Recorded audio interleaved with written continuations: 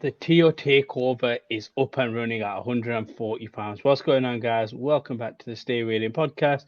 I'm joined by my man Ray. How you doing? I'm shocked. I am shocked. I'm absolutely shocked.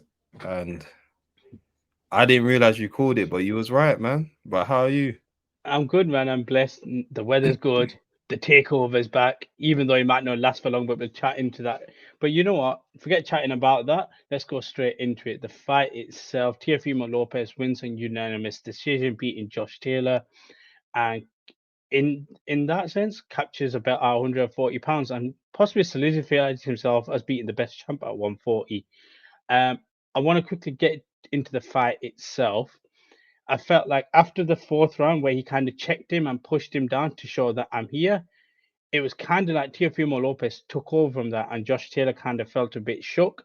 And we kind of alluded to the fact that the speed of Teo was catching Taylor out, and I kind of said that the weight cut itself might be hitting Taylor a bit more than we probably realized. I want to get your views on the fight itself in terms of how it played out and what's your opinion about it. Listen, man. Do you remember in Dark Knight Rises, yeah, when Bane said, you think darkness is your ally? I was born in it, molded by it. I didn't see the light until I was a man. And I just thought about Tio, this guy might need a toxic environment to thrive, which is crazy because leading up to the fight, everyone was worried about Tio's mental because it was just like, this guy does not sound correct. Him and his dad just have some volatile relationship, but they make it work. And sometimes there's some people where it's just like they can just function in volatility. For most people, put them off. For him, it looks like it got him in the right space, or I don't know whether it's a combination of that and the fact of when Tio's an underdog, Mm. easy for like when he was fighting against Loma, he knows to bring it out. But it's almost like when he's the favorite, that's a new type of pressure where it's just like, can you handle being the favorite? And the fact that you've beaten two lineal champions at 25 in the fashion that he did, kudos to him. I thought he was done. I thought Taylor was going to come back in a race weapon with Catterall. And obviously, Carroll put up that post being petty, but all that I could think about after that fight is wow, Carroll was really robbed of his moment. I was going to say then, with the fight itself, you talked about Teo and the environments that he's in and being an underdog. Is it more of a case that Teo can just actually rise to the occasion more than we give him credit for? Or is it going to be now going forward? We do give him more credit to be able to rise to the occasion in big fights. I think you can rise to the occasion. I think the issue was never can you rise to the occasion because he showed it in the Loma fight. The issue was where is your head at? Because the past two fights as well, 140 wasn't the most impressive. And then you also got to ask yourself, how good is Sandor Martin? Because that was a fight that many people thought that Sandor won and not Tio. So then that's why going into this fight, it was kind of like both of them had bad performances. This is the fight to like redeem yourself. And I was saying it in the previous episode, there's more pressure on Josh Taylor because where he is in his career, you need Tio's 25. He could lose and recover.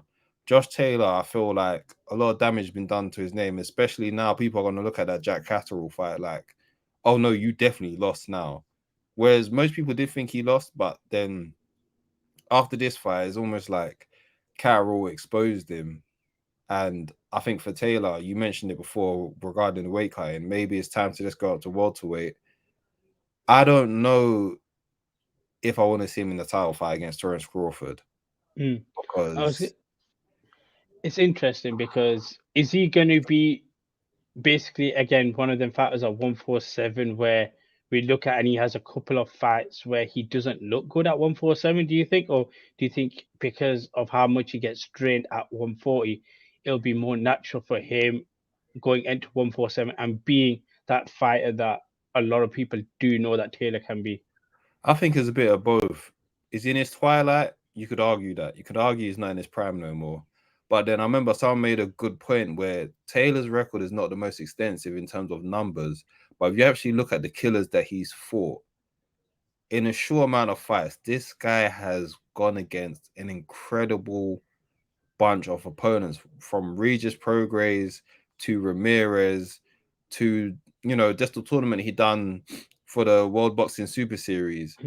Josh Taylor has put his body through the ringer, and I hope that he's been compensated handsomely. So, yeah, the number's not the longest, but he's been through against killers, and I think right now might be him in his twilight. So, some people are saying, get some good wins at welterweight against, maybe not the A-level guys, but some decent level guys, and then bow out. Maybe, yeah, have some fights against some solid B-level fighters. And if it's a case of you feel like you can't propel yourself to fight the A-style fighters, then hopefully he's got enough money to bow out the game. I was going to say, you touched on Twilight, and this is one thing for me that I said in the preview might hurt Taylor, and it's been brought up a bit now. But hindsight's an amazing thing anyway. But that was activity levels, and we know not no fault of his own or to a fault, where the Catterall fight was supposed to be the next fight for him, but he wasn't able to make that particular fight, and then you had a really long layoff. In that period of time, you had Teofimo Lopez fight twice when Catterall had only fought once. So this was his third fight. Catterall his first in a year and a half.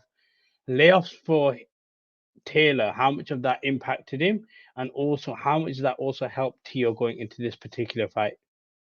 When you broke it down like that, I'm thinking that Catterall must be fuming. Oh, 100%. Because wasn't Carroll meant to face that fight? Fell through multiple times. Multiple times to the point where they both gave up. I reckon. Well, I I won't say even say gave no. up. Let's not say Yeah, they both gave up. yeah, Catterall had to give up because Boxer were yeah. taking a piss with Josh Taylor. And you know what? I get it on Taylor's part because Teo is a bigger name than Catterall. I would like to hope he got paid more money because if you got paid the same amount and then you duck Jack here, that is nasty work. But is a weird one because I can never call it a full duck only because he faced someone that's more reputable. So you would think that it gets more money to face Teo. So I'd understand why he didn't take the Jack fight. At the same time, like I said, if the pay was similar, that's a duck. That is a duck and a half. And you just have to look at Carroll and think, I hope he gets his world title shot. And I don't know how long he wants to wait because obviously with Matchroom, they got Regis at the moment. O'Hara Davis is going to face Rolly Romero, or should do. He's the mandatory and he's enforcing it. So I don't know if it's a case of Catterall might want to wait for that fight to happen and then make it a big UK fight between him and O'Hara, or whether Carroll just wants to go for Regis, who's fighting this weekend as well. And it'll just be interesting to see where the chips land at 140 because ironically, Taylor beat Regis, but Regis has been looking like a beast of late. He's fighting Saturday. Is it Matthias, who's one of the other champions at 140? Matchroom's looking to sign them to face Regis as well. Then obviously you've got Teo that's now got another one of the belts, and then the other belt belonging to Rolly. So it'll be interesting to see where the chips land at 140. I was going to say for the chips for Teo, then he kind of. I mean, he said he's going to retire, and I don't think he's going to retire. However, if he was true to his point, I don't think there's anything against him retiring based off the resume that he'll end up having. But for Teo, then looking at 140 right now, is the division his oyster basically? Yes and no. It depends. We don't know the statistics of like his fight with Josh Taylor. Like, did it get the eyes that it needed? Did it sell the tickets that it needed to sell? Because the irony is, I saw people on socials arguing with Leonard Ellaby, and then people are just like, "Oh, Tank doesn't do this. Tank doesn't do that. Tank hasn't done what Teo's done." And Leonard Ellaby just kept on saying, "Listen, Tank's put Tank bums in is a seats. superstar. He bings the numbers." And then now, ironically, Tio's come out and said, "I'm only going to come back for a certain amount of numbers." And then Leonard says, "See, look, all you lot that want to complain to me about Tanks only does it for the money, guess what? There's champions out here that's saying to you, I want to get paid. Don't get me wrong, I want balance. I want fighters to get paid, and I also want them to go for legacy. But I also can't tell prize fighters that, yo, I understand that you want to get paid more, but go there and fight for a belt. Because as fancy as and ceremonial as getting those belts look like, you can't go to the bank and cash a belt." I was So gonna say I that get it. I want to touch on the scorecards as well because I kind of want to keep this short and sweet to a point. and two judges had 115, 113. So essentially, they looked at the scorecards and they said, if Tio didn't win that final round on both the scorecard, we'd be sitting here with a majority draw, and we'd have Taylor again have his belts. Now, talk to me, because we've had some scorecards where we always talk about swing rounds. We had the Loma and Haney debacle and stuff, and we sat here, we both talked about the fact that you could watch that fight multiple times and you could see swing rounds stuff. For me, after the fourth, I'd say fifth round, once Taylor stopped imposing himself and Tio checked him, it kind of seemed a lot more plain sailing, and there weren't that many swing rounds in this particular fight. So, to your eyes, how did the judges potentially see this as a 115, 113 fight? Well, 2 out of the 3. I think I don't know what they saw. I just thought it was a case of this is the corruption of boxing. Tio's in his last. Well, apparently he was saying it was the last fight on the top rank. That's what he was saying. So if it's the last fight on the top rank, and Josh Taylor is someone who's happy at top rank, I just thought it was just going to be a screw job of like, listen, if this fight is close, it's going to go to Josh Taylor. But I think Tio managed to pull away so much that it was just like, you honestly can't screw him over. Even if it's his last fight with top rank, he's like, It nearly he's done happened though. so well, you cannot screw him over. And I think that's what happened. That's what it looked like happened. It looked like if it was a closer fight, they could have given it to Josh Taylor. Then obviously Tio can, have his issues with top rank. But it's funny because Tio kept on saying top rank's against him, and then he still got the decision. So I don't know, but I get his gripe. He wants to get paid. I also believe that the chance that he had to become a bigger star, he didn't take it because he lost to Cambosis. So hopefully he gets paid, because I don't know, maybe he might look at Matchroom with all their fighters at 140. Eddie might be rubbing his hands right now. But I also think that Tio's got a lot of personal stuff that he needs to sort out before anything. I mean, this is the thing. So we've talked about that, and he alluded to that in his post-fight interview. Because my next battle is sorting out personally with my child. I've got to sort that. So it looks like this was kind of that kick up the arse to make him realize, okay, I still got this at 140, and then I can go ahead and deal with my other two. So it looks like, if anything, this win could get Tio back on that normal road that we just assume. Like I said, we're going off assumption. We don't know. Could be a master game plan. It could be anything that Tio was going prior into the fight. But I want to throw one name in the hat who's not there, but could potentially be in there. And that's probably going to be the biggest fight they can make, even though it's not a unified fight. And that is Devin Haney when he moves up to 140. How exciting would that be for Tio to be able to get that particular fight rather than a title fight? I saw both dads going at it before the fight, saying if Tio wins, we want to make that fight, because obviously they were meant to have that at lightweight for undisputed. It didn't happen in the end because obviously, Tio dropped the belt to Cambosis. Cambosis, maximized the opportunity, went against Haney. And I just feel like with Tio versus Haney, I don't know if Haney needs a belt first, only because it's tricky. I would love that fight. Whether it will be big enough for the money that Tio wants, that's where the issue is coming in. Because I think Tio is now at a place in his life where it's just like, whatever fight it is, I need to get paid. And maybe Haney needs to get at least one belt at 140, then they can make the fight. I would look forward to the fight. Yeah. I want to see that fight. I think both the dads want to see that fight, but it has to make financial sense. And I don't think it makes financial sense just yet, but it can do if Haney gets a belt. And I'll be honest with you, the one guy at 140 that's cherry picking and easy to get, and he's going to be in action against is Rolly. Like, if you want a belt, that guy is not he's not a champion. Like, as much as he is, man. Nothing against the guy. Like, he can box whatever to a point, but he's not world champion level. Like, O'Hara is saying, I don't want. And the funny thing is, because I think initially they wanted to do Ryan Garcia against Rolly, and then O'Hara is just like, I'm not taking no step aside money. I'm not taking I'm not stepping aside. I don't care how much you offer me. And I'm pretty sure if they were to give him step aside money, will be quite a bit. But I think O'Hara also realizes like this is that one chance. I'm not stepping aside for it, and he's mandatory. And I think Barbecue chicken, like Rolly's easy listen, win. listen, man. Everyone £40 looking at Rody like that's the payday.